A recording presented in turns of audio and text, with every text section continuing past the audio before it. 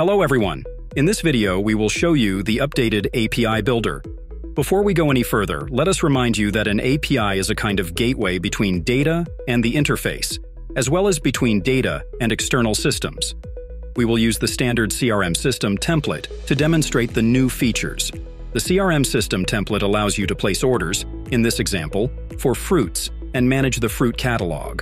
The template also includes an administrator who oversees all the managers and distributes orders among them, while managers, in turn, process orders on a Kanban board.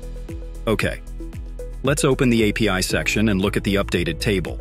Each endpoint now has a clear indication of the roles for which it is available, an associated synchronous scenario, if any, and a label indicating whether this endpoint is public. We've also added folders to make it easier to work with a large number of endpoints, so you can organize them conveniently into folders. Endpoint settings can now be opened in a modal window where you can select a folder. Let's place this endpoint in the Admin API folder. Great! Let's create a new endpoint. It will be an access point to the items structure, fruits in the catalog. Add the endpoint name, its description, and then configure the access rules. The endpoint can be public and accessible to everyone on the internet, or it can be accessible only to registered users or to users with specific roles. Roles must be separated by commas. You can check how the filters look in the code and edit them if necessary.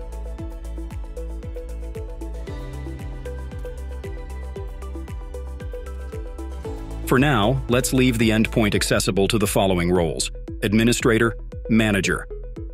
Now let's configure the fields available for reading. The fields selected and configured as Visible Name in the data structure are highlighted. You can follow the links. ID and visible name of the related structure are selected automatically. You can also filter by specific characters. Working with query parameters has become easier. You can add them in the endpoint settings and then use them in filters, as well as in Swagger documentation. Let's add one parameter now. We will use it in the filters later. Configuring filters has also become more convenient. You can combine different conditions and customize them in the visual editor. Let's add one filter. The field is hidden, Boolean, not equal to true.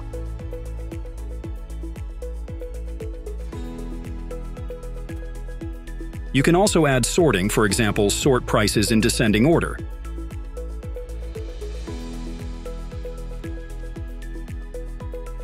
You can test the endpoint right in the editing window and send a GET or POST request.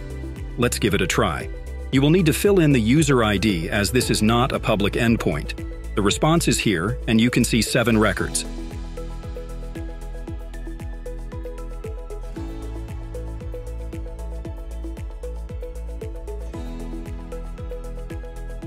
Let's add another field for reading, for example, the price.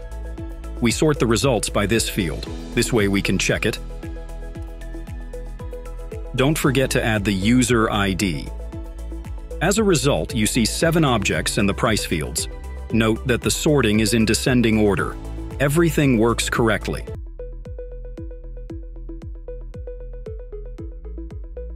Let's see how we can use query parameters in filters. We already have added the price parameter. Now let's add a filter that indicates that the value of the price field should be greater than the value of the parameter. Here we use the template http request.parameter name. As in many other places, there is a hint here. Let's see if it works. You can see that there are 0 objects because the parameter is not filled in at all. Let's set it to 10. You will now see 2 matching objects. Now let's make it so that if the parameter is not set, everything is returned as it was before. Create a group of conditions with the OR operator and add conditions for the parameter to be empty. Let's test again.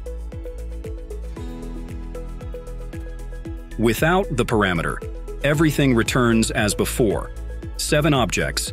If the parameter is filled, it is taken into account. Excellent. With the update, it is now possible to work with access points directly from the database section.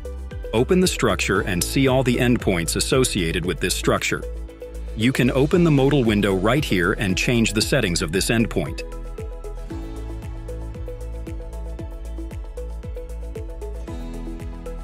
You can also create a new endpoint that will be linked to this structure. Very convenient. Similarly, you can work with endpoints directly from the web page. Let's see how it works using the catalog web page. We have two card components with an active catalog and out-of-stock items. Here's the page and here's the component. The Manage Items endpoint is associated with this component. You can edit it right here, add filters, fields.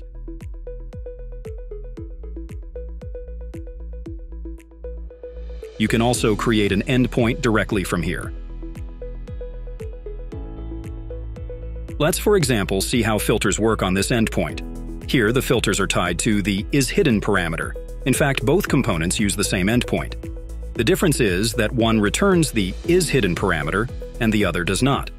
As you can see, this combination of filters returns the desired result. In one component, all objects with the isHidden field, true, and in the other, all objects with the isHidden field are not equal to true. Here the component parameters are empty, and here the component parameters isHidden are equal to true and the same endpoint. Let's try moving objects between components. Click on the button, which is an action button. Here the action is presented as a drop-down list. Everything works perfectly. Let's check how to test the endpoint for writing, that is, for creating an object. Add the fields that you want in the Fields Available for Writing section. For example, only one, title.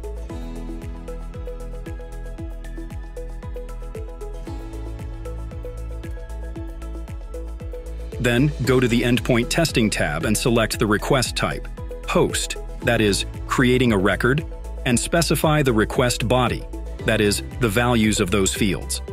Send the request and see that in the response you get the title field and the ID of the created object. Let's see. Here's the new object, where the title is Apple. If we had specified the ID of an existing object in the post request, we would have edited it. Let's try it.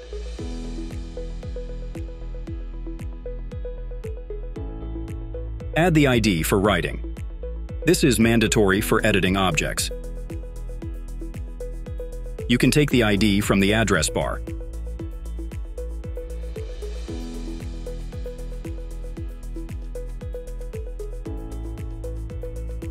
Go back to testing.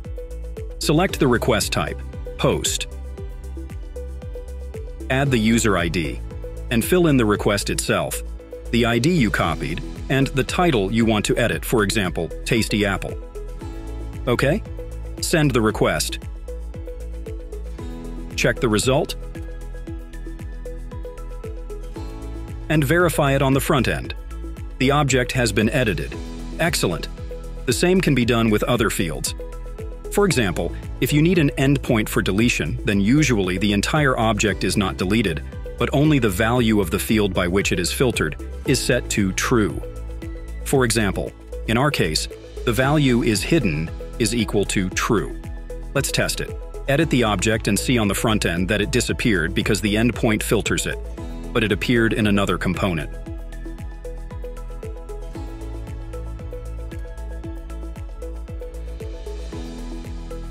The only thing is, we overwrite the title field, that is, we sent it empty, so it changed. The next function of the endpoint for writing is validation.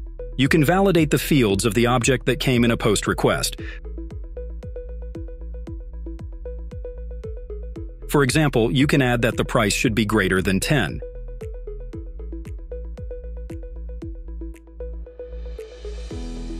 Let's check this and send a post request with a value, for example, 12. Everything works fine. Let's change it to 8. Now you get an error. This is validation, which ensures compliance with the API contract. Another new feature is auto-filling fields in a POST request. We have 3 values that we can automatically store in certain fields. Let's add a few fields to the items structure.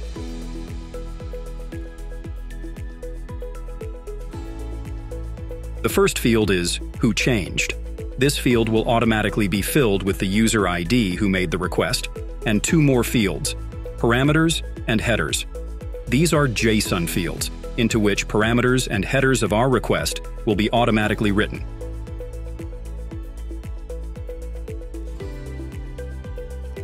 Let's see directly from here. Open the endpoint. Configure the matching or autofilling. The user ID will be written to the Who Changed field, the headers will be written to the headers fields, and the URL data, that is the parameters, to the parameters field. Let's make a POST request and check how these fields are automatically filled. Add parameter values, some fields, and create an object.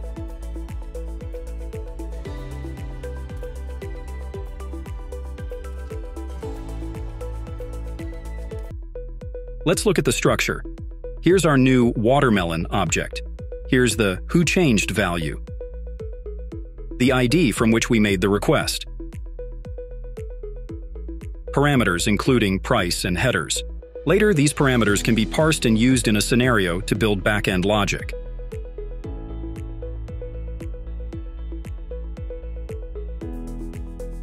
Finally, each endpoint has advanced settings. Firstly, you can enable cores so that this endpoint can be called from other front-end builders. You can connect synchronous processing.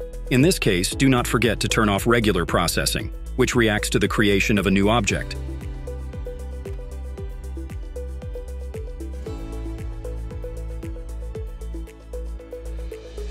You can also add this endpoint to the Swagger specification, called the Open API, which is automatically generated.